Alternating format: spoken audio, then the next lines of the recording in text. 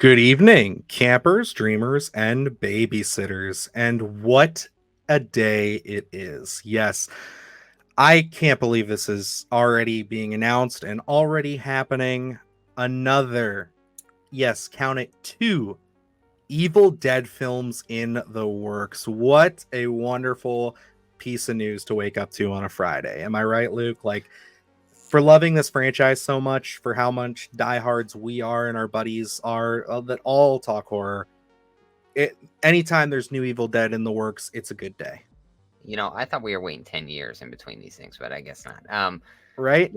What a good time it is, to be honest. Evil Dead is a franchise, from our perspective and from a lot of people's perspective, has a perfect track record. Really does. And now that we're getting more content here, with directors we trust. Absolutely, yes. It's just such a harmonious time here in the horror community as well as the Evil Dead community.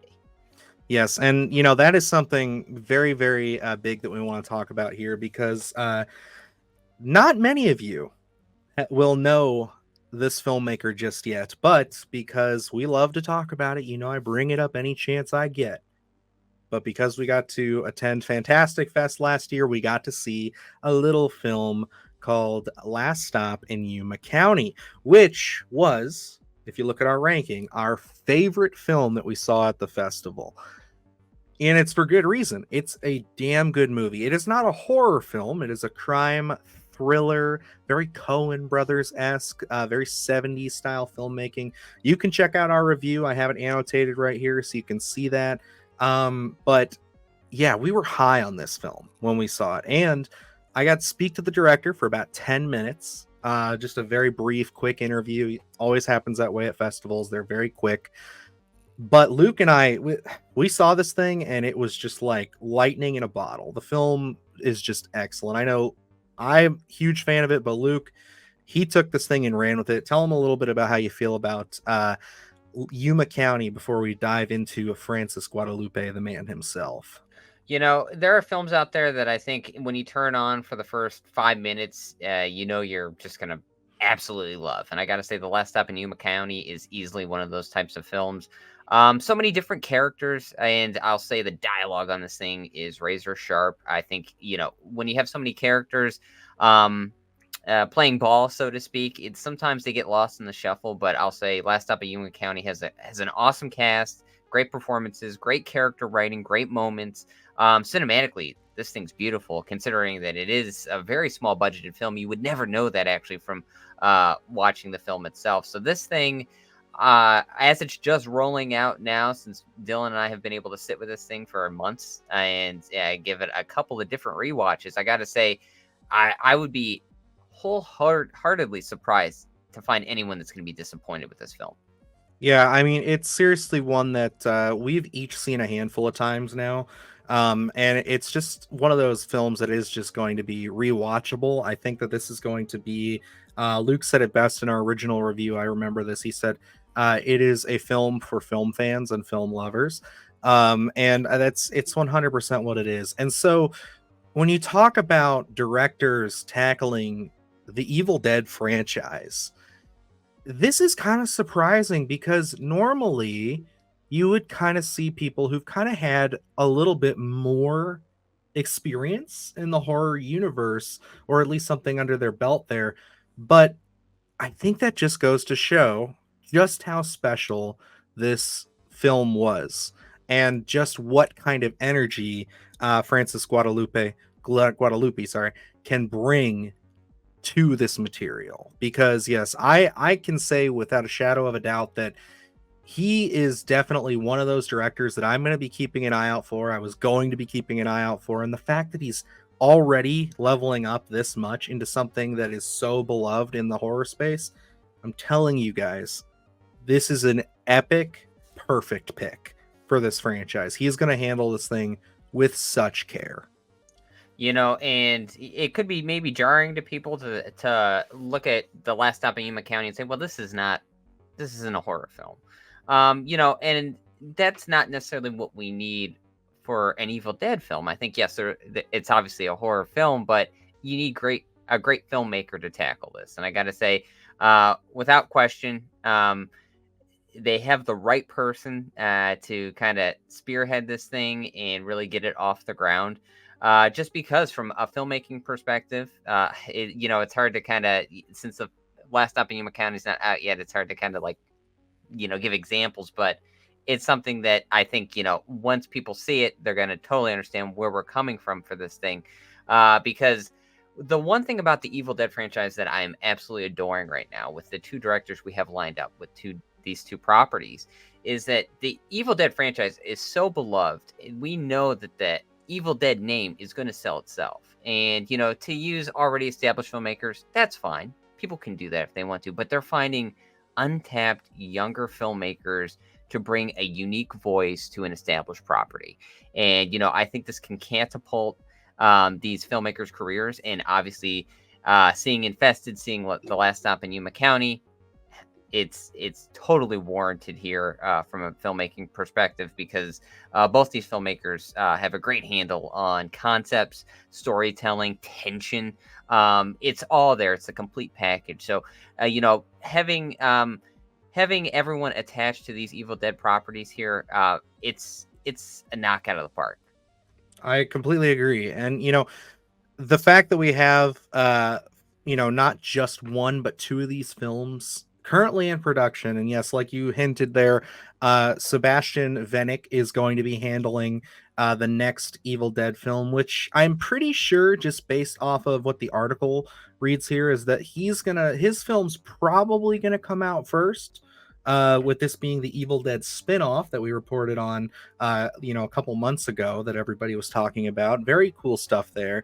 But also, I don't think we're gonna have to wait too long for Francis Guadalupe's edition, because it seems like they've got the ball rolling already. They've already got him picked, and they've already got some things moving. And not to allude to many things or anything that's really going to have any new information or expected information, but we did have the privilege of just recently getting to sit down with Francis and discuss Last Stop at Yuma County. We have a spoiler review where we actually had to sit down with the director. This is something that we've been wanting to do on the channel for so long, and it just lined up, and you couldn't have picked a more perfect film for us to discuss spoilers with. And it's such a treat. So that's going to be coming to you guys shortly after Yuma County comes out on May 10th. So make sure you see that film, and then you can check that out, because we had a hell of a time talking with him. And in that conversation, you will clearly see how much of a horror fan he is and how well he understands the material, even when we're just talking about, again, something that's not a horror film. But don't get me wrong, Yuma County, it gets dark. That's all I'll say. There are some very impactful dark moments in there. Again, not splattery, not horror, but it goes places you will not expect. Yeah, there are some dark elements certainly in there, and the tension in this thing, and just overall film competency of being able to take a contained story like the last stop in Yuma County is, because it is primarily one location for the most part there, and then being able to expand upon that, and he's has such a handle on pacing. This thing never feels dull, and again, like we talked about, it's a smaller film already, and to make use of it, the actors, the setting that he had, it truly feels like this is a bigger budgeted film. So, looking at something like The Evil Dead, I'm curious to see, when we kind of are opening up the playground, so to speak, of what that's going to look like. Because having a small film like that and having a handle the way that he did, and then going into a bigger property that's going to have a budget behind it, that's probably going to have some sort of name actors, or at least some notable actors that we're familiar with, and to have him stepping behind the lens as well as writing the film itself, I'm excited. That's an understatement, I gotta say, because this thing is to get that news that he's going to be helming this thing. I gotta say, I would have never anticipated it, but it's the gift that I needed. Absolutely. Yeah. I mean, we couldn't be happier to see somebody who really just came out and impressed both Luke and I and audiences. I mean, I think that the Last Stop in Yuma County across the board at all the festivals it premiered at and showed at was getting a lot of praise. So it's something that, you guys should definitely make an effort to go see. But also, we just have a film coming out today with Sebastian Vennick's Infested, which I gotta say, if you haven't seen our review, very rarely do films freak me out enough that I have to turn something off and take a break. I had to do that with this Infested. He has such an eye for, again, tension and storytelling, and I think that that's the thing that Bruce Campbell, Sam Raimi, and everybody over at Ghost House Pictures really seems to be eyeing in at. Looking at both these filmmakers and their films, I mean, they're both masterworks of building suspense, building tension. I will say Sebastian Vennick is a little bit more of a traditional look because, again, it is a horror film and it's a damn good one, and it will freak you out, and you will easily see those Evil Dead moments in there, as opposed to Francis Galluppi being a bit more of a kind of a surprising pick, but you totally see it from, again, the character perspective and the tension that he builds. So honestly, I got to give more props, like I always do, to Sam Raimi and Bruce Campbell and all the folks over there for really, again, hand-picking filmmakers that are really ripe for this and really feel correct. And like Luke said earlier, they are young and they are spry and they're ready to make an impact. And again, I can tell you from firsthand experience, and Luke can back me up on this. Francis is a giant Evil Dead fan, and I know that both with both of these filmmakers, the franchise continues to be in good hands.